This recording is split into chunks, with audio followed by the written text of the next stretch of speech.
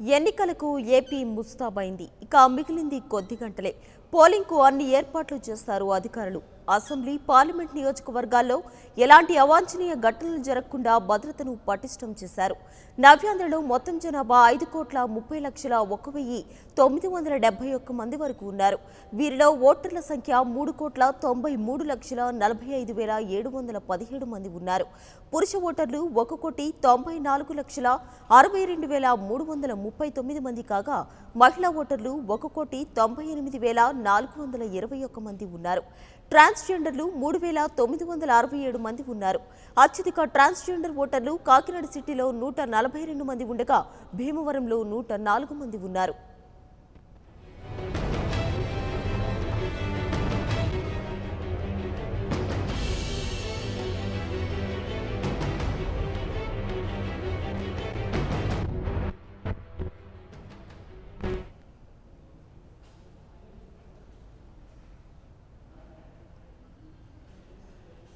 ఇక కాసేపట్లోనే ఈరోజు దేశవ్యాప్తంగా తొలి విడత పోలింగ్ జరగనుంది. ఇక ఇదే అంశానికి సంబంధించి మరింత సమాచారం మా ప్రతినిధి నేతాజీ లైవ్లో అందిస్తారు. నేతాజీ, చెప్పండి, మరి కాసేపట్లోనే తొలి విడత పోలింగ్ ప్రారంభం కానుంది. మరి దీనికి సంబంధించి అధికారులు ఎలాంటి ఏర్పాట్లు చేశారు? ఓవరాల్గా ఈరోజు పోలింగ్ ఎలా జరగనుంది?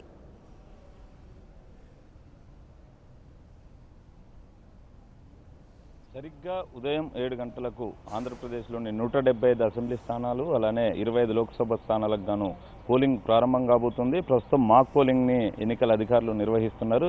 ఎవరైతే పార్టీల ఏజెంట్లు ఉంటారో వారి సమక్షంలో ఈ మాక్ పోలింగ్ని నిర్వహిస్తున్నారు. ఆ ఈవీఎం మిషన్లు ఏవైతే ఉంటాయో వాటి పనితీరు ఏ విధంగా ఉంటుందన్నది వాళ్ళకి వివరించే ప్రయత్నం అయితే ఎన్నికల అధికారులు చేస్తున్నారు. మొత్తం 175 అసెంబ్లీ, 25 లోక్సభ పరిధిలో 3,93,45,717 మంది ఓటర్లు తమ ఓటు హక్కును వినియోగించుకునేందుకు సిద్ధంగా ఉన్నారు. అయితే ఇందులో ఎంతమంది తమ అమూల్యమైన ఓటుని వినియోగించుకుంటారు అన్నది మనం చూడాలి. 2014 ఎన్నికల్లో 78% పోలింగ్ ఇక్కడ నమోదైంది ఆంధ్రప్రదేశ్లో. ఈసారి 80%కి దాన్ని మించే విధంగా ఎన్నికల అధికారులు ఏర్పాట్లు అయితే చేశారు. మొత్తంగా చూస్తే అటు సమస్యాత్మక ప్రాంతాలు ఏవైతే ఉన్నాయో అక్కడ 3 చోట్ల ఇవాళ సాయంత్రం 4 గంటల వరకే పోలింగ్ నిర్వహిస్తారు. కొన్ని సమస్యాత్మక ప్రాంతాల్లో 3 ఉన్నాయి, అక్కడ 5 గంటల వరకు పోలింగ్ని నిర్వహిస్తారు. ఆ తర్వాత మాత్రం ఇక అక్కడ క్యూ లైన్లు ఎవరైతే ఉంటారో ఆ సమయంలోపు వారిని ఓటు హక్కు వినియోగించుకునేందుకు అవకాశం ఇస్తారు. అవి మనం చూస్తే అరకు, పాడేరు, రంపచోడవరం ఇక్కడ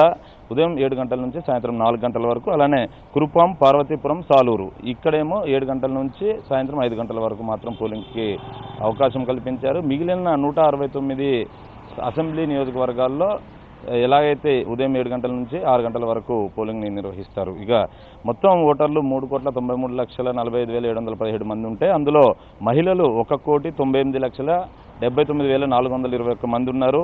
పురుషులు వచ్చి 1,94,79,421 మంది ఉన్నారు. అంటే పురుషుల కంటే మహిళలే ఎక్కువగా ఉన్నారు. ఇతరులు వచ్చి 3,957 మంది ఉన్నారు. ఇందులో మనం మెయిన్గా చెప్పాల్సి వస్తే 18 to 19 ఇయర్స్ ఈ మధ్యలో 10 లక్షలకు పైగా ఓటర్లు ఉన్నారు. వీళ్ళంతా కూడా తమ అదృష్టాన్ని పరీక్షించుకోబోతున్నారు. బరిలో మాత్రం జనసేన, టీడీపీ, వైసీపీ ఈ 3 పార్టీలు ప్రధానంగా నిలిచాయి. త్రిముఖ పోటీ ఉంటుందన్నట్టుగా విశ్లేషకులు భావిస్తున్నారు. జనసేన అధినేత పవన్ కళ్యాణ్ ఇవాళ ఉదయం 7:30 నుంచి 8 గంటల మధ్యలో తన అమూల్యమైన ఓటు హక్కును వినియోగించుకోబోతున్నారు. విజయవాడలోని సెట్టింగ్పేట ఎక్కడైతే పటమటలో ఉందో అక్కడ గల శ్రీ చైతన్య ఇంటర్నేషనల్ ఒలింపియాడ్ స్కూల్లోని 91వ పోలింగ్ బూత్లో జనసేనాని తన ఓటు హక్కును వినియోగించుకుంటారు.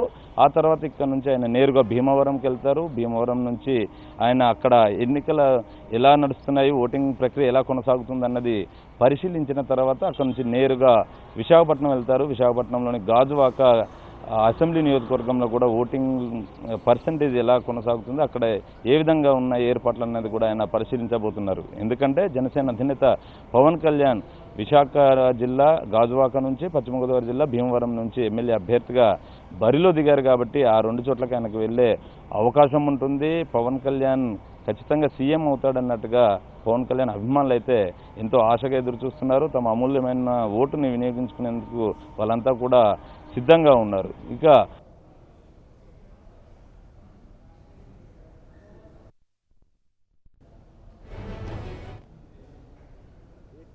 బలగాలు వచ్చి 60 కంపెనీలు ఉన్నాయి. కేంద్ర సాయుధ బలగాలు 197 కంపెనీలు. వీరందరినీ కూడా ఎన్నికలకు సంబంధించి ఏదైతే భద్రత కల్పించాల్సి ఉంటుందో అందుకు వినియోగిస్తున్నారు. ఇక చూస్తే మాక్ పోలింగ్ అయితే దాదాపు ముగిసిందనే చెప్పాలి. మరి కాసేపట్లోనే పోలింగ్ ఇటు మొత్తం 175 అసెంబ్లీ స్థానాలకు 20 లోక్సభ స్థానాలకు ప్రారంభంగా ఉంది. సరిగ్గా 7 గంటలకు ఇది ప్రారంభమవుతుంది. ఎక్కడ ఎలాంటి అవాంఛనీయ సంఘటనలు జరగకుండా ఉండేందుకు ఎన్నికల అధికారులు అయితే అన్ని ఏర్పాట్లు కూడా పూర్తి చేశారు. ప్రజలంతా కూడా ఎండ ఎక్కువగా ఉంటుంది కాబట్టి ఉదయం 7 గంటల నుంచి 10 గంటల లోపులోనే ఎక్కువగా తమ ఓటు హక్కును వినియోగించుకోవాలన్నట్టుగా వాళ్ళు చూస్తున్నారు. ఒకవైపు ఇటు ఎండ వేడిమి ఎక్కువగా ఉంది కాబట్టి దానికి తగ్గ ఏర్పాట్లు కూడా అన్ని ఎన్నికల అధికారులు చేశారు. వచ్చే వాళ్ళకి మంచినీళ్ళ ప్యాకెట్లు లాంటివి చేశారు. మరి కాసేపట్లోనే రాష్ట్ర వ్యాప్తంగా 175 అసెంబ్లీ 25 లోక్సభ స్థానాలకు పోలింగ్ ప్రారంభం కాబోతుంది. ఎవరైనా పోలింగ్ కేంద్రాల వద్ద వివాదాలకు దిగితే వారిపై పోలీసులు ఎలాంటి చర్యలు తీసుకుని ఉన్నారు? అయితే ఎక్కడైతే పోలింగ్ జరుగుతుందో ఆ పోలింగ్ కి 100 నుంచి 200 మీటర్ల పరిధిలో ఆంక్షలు ఉంటాయి. ఎవరిని లోపలికి రానివ్వరు. అలానే ఎలాంటి ఆయుధాలు కానీ ఎలక్ట్రానిక్ పరికరాలు కానీ లోపలికి తీసుకురాకుండా ఎన్నికల అధికారులు అయితే ఇప్పటికే అన్ని ఏర్పాట్లు చేశారు. ఎవరు కూడా మొబైల్స్ కూడా తీసుకురావద్దని ఇప్పటికే రాష్ట్ర ఎన్నికల ప్రధానాధికారి ద్వివేది ఓటర్లకు విజ్ఞప్తి చేశారు. నిన్న ఆయన ప్రశ్న సందర్భంగా కావచ్చు, మొన్నటి నుంచి కావచ్చు, మొదటి నుంచి వాళ్ళు ఒకటే చెప్తూ వస్తున్నారు. ఎట్టి పరిస్థితుల్లో కూడా మీరు మాత్రం ఇలాంటి ఎలక్ట్రానిక్ పరికరాలు ఓటింగ్ సమయంలో తీసుకురాకూడదు. ప్రశాంత వాతావరణంలో ఓటింగ్ నిర్వహణకు మేము అన్ని ఏర్పాట్లు కూడా పూర్తి చేశామన్నట్టుగా ఎన్నికల ప్రధానాధికారి ద్వివేది చెప్పారు. పోలీస్ బలగాలు కూడా రాష్ట్ర బలగాలతో పాటు కేంద్ర సాయుధ బలగాలు కూడా రంగంలోకి దింపారు కాబట్టి దాదాపు 1,00,000కు పైగా భద్రతా బలగాలను ఇక్కడ రంగ ప్రవేశం చేశారు. ఎక్కడ ఎలాంటి అవాంఛనీయ ఘటనలు జరగకుండా ఉండేందుకు వాళ్ళంతా కూడా ఎన్నికల విధులు నిర్వహిస్తున్నారు. ప్రజలంతా కూడా స్వచ్ఛందంగా తరలి వచ్చి తమ ఓటు హక్కును వినియోగించుకోవాలని కూడా రాష్ట్ర ఎన్నికల సంఘం ఇప్పటికే విజ్ఞప్తి చేసింది. అలానే 2014లో 78% పోలింగ్ నమోదైతే దాన్ని పెంచేందుకు మాత్రం మేము మా వంతు ప్రయత్నాలు చేస్తున్నాము, ప్రచారాలు కూడా నిర్వహించామన్నట్టుగా రాష్ట్ర ఎన్నికల అధికారులు చెప్తున్న పరిస్థితి అయితే ఉంది.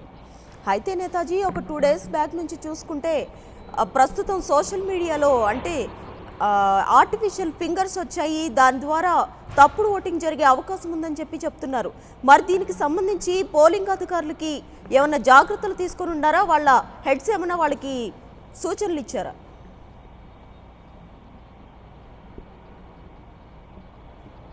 అయితే ప్రతి చోట కూడా పోలింగ్ అధికారులు ఉంటారు కాబట్టి ఎవరైతే ఓటు హక్కు వినియోగించుకునేందుకు వస్తారో వారందరినీ కూడా క్షుణ్ణంగా పరిశీలించి లోపలికి అనుమతి ఇవ్వబోతున్నారు. అలానే దాదాపు 2,000 చోట్ల వెబ్కాస్టింగ్ కూడా ఉంటుంది. ప్రతి చోట కూడా తనిఖీలు చేసిన తర్వాతనే లోనికి పంపించే పరిస్థితి అయితే ఉంది. అలాంటి ఆర్టిఫిషియల్ ఫింగర్స్ తోటి ఓట్లు వేసేందుకు ప్రయత్నించే క్రమంలో ఖచ్చితంగా పట్టుకుంటారు. అలాంటి దానికి అవకాశం లేకుండా అన్ని చర్యలు తీసుకుంటున్నామన్నట్టుగా ఎన్నికల అధికారులు చెప్తున్నారు. ఆ దిశగా ఎవరైనా వెళ్తే మాత్రం వారిపైన కఠిన చర్యలు కూడా తీసుకుంటాం, అసలు అలాంటి అవకాశమే ఉండదు అన్నట్టుగా ఎన్నికల అధికారులు చెప్తున్న పరిస్థితి అయితే ఉంది. ఇక మరి కాసేపట్లోనే మొత్తం రాష్ట్ర వ్యాప్తంగా 175 అసెంబ్లీ స్థానాలు అలానే 25 లోక్సభ స్థానాలకు గాను పోలింగ్ ప్రారంభం కానుంది. అలాగే ఎండలు తీవ్రంగా ఉన్న నేపథ్యంలో ఓట్లు వేయడానికి వస్తున్న ఓటర్లకు అక్కడ పోలింగ్ బూత్ల దగ్గర అధికారులు ఎలాంటి జాగ్రత్తలు తీసుకొని ఉన్నారు?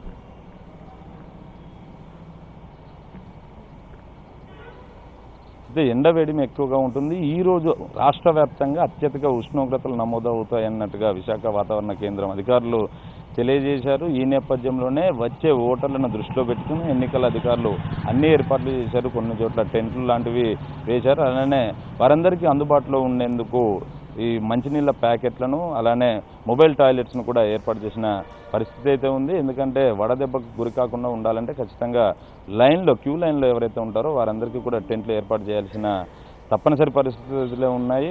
వాటిని దృష్టిలో పెట్టుకుని ఎన్నికల అధికారులు దానికి తగ్గ ఏర్పాట్లు అయితే చేశారు. Right Netaji, thank you.